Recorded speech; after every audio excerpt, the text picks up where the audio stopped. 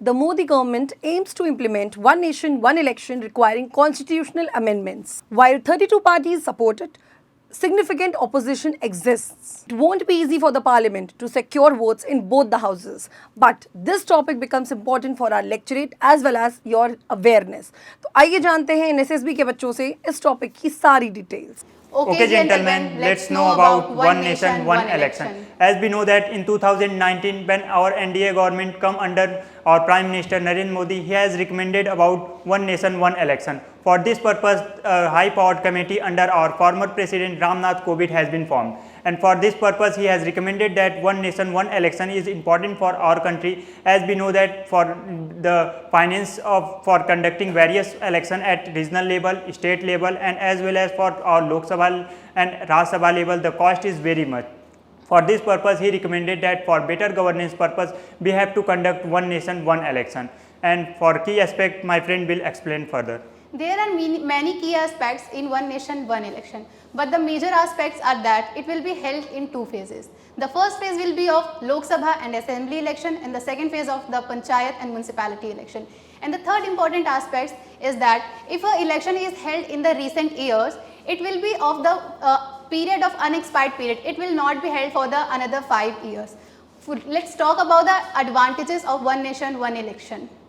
As we know that the cost of conducting various elections at regional and state level is very much. So for this purpose, for reduction of cost, as we know that as per recommendation, the state and central election will be done at simultaneous, and after in second phase, within 100 days, the election for legislative for the municipalities as well as the panchayat will be conducted. So the benefit of this is that we will reduce the cost of conducting election, as well as the governance of our country will be improved, because the finance has been taken various places, due to which we are not able to conduct elections, we are not able to locate the finance at different locations. Because of conducting election, we invest on this purpose in campaigning and other purposes, and the MPs and MLAs are busy in this purpose, as well as parties for investing in this purpose. So we are not able to focus more on governance, as our Prime Minister has, when he come in power, he has said we need more governance and less government.